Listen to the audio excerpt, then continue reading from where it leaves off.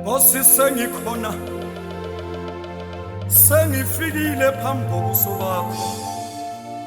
ngizobonga umsebenzi waseCalvary ngithi Jesu sengikhona Jesu sengifikile ngizobonga baba umsebenzi waseCalvary Jesu wami ngizobonga Nkosi Jesu wami umsebenzi sanibonana sibingelele egameni la Jesu Kristu waseNazaretha Ngcinokuhle Gina losibongo umntwana kaNkulunkulu yakholwa usindisiwe ozalelwe endaweni yalapha ya eSwaziland kwelakangwane live endaweni yakaLavumisa la ngiseThekwini ngihlala khona la sengizenze khona isikhathi esiningi ngisithe futhi nobaba enkosini uBishop Gcina ebandleni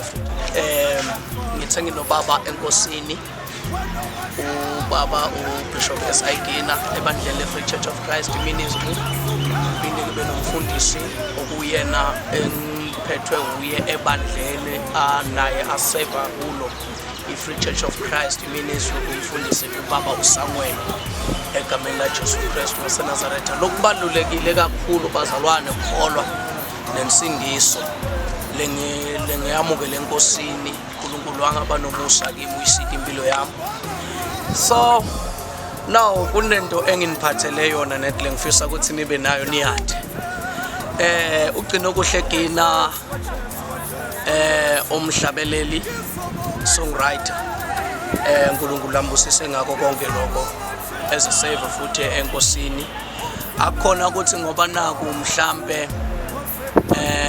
kuqhakeka but kwaba uNkulunkulu into la ngithumele yona ukuthi into yenda le ngiunderstand into eyodwa ukuthi ngilethelwe ukudumisa emhlabeni nibusiseke ngilento lengilethele yona ke le ukuthi kulonyaka noma kulenyanga le dawuqala kukhona into le dakwenteka ndakunilethela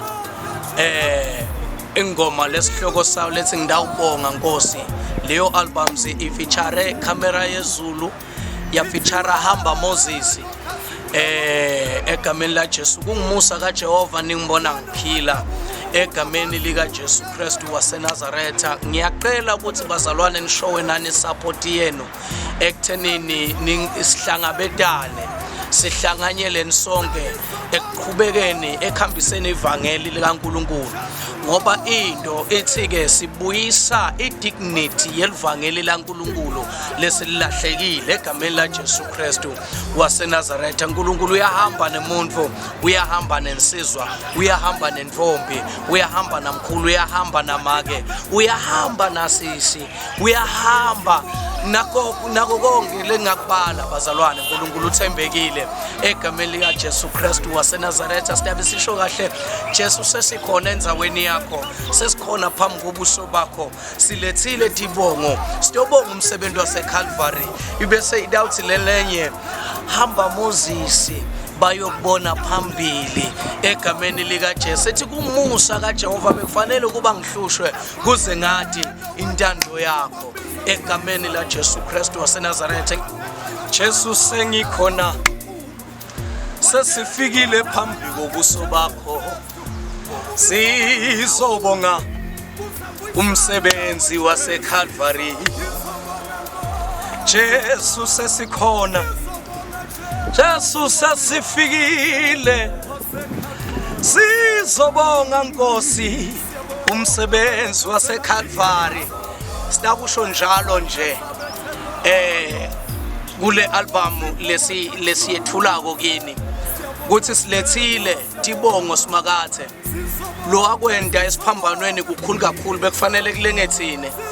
kodwa wena uNkulunkulu awuvumanga wenqaba umsa wakho singewulinganise nento yalutho indlela lobabatheka ngakhona so bazalwane ngiyaqela ma Free Church lamahle asimbongeni uNkulunkulu siyeni phambili simdumiseni lo ngabonwako siphikelele ngendumiso simkhonde kukuhle simkhonde kukubi nasingabambisana sisonke na umhlaba utawulunga egameni la Jesu Kristu waseNazaretha. Nkulunkulu anibusise, Nkulunkulu anente kahle, Nkulunkulu aniphumelelise. God bless you all in Jesus mighty name. Amen. Tolala matwa. Siyabonga maqhoba yakhawuleza kumngani wakumngani bano nje nawe. O sitha labakhoshiya nalababazaya ribabadeya labakhoshiya. Bathana baya ngosishasu. Saphila thina sasindiswa kwelogazi elachitheka. Kulowo mzuzu uNkulunkulu sasikude nawe. Kodwa ngendodana yakhe yaba inhlawulo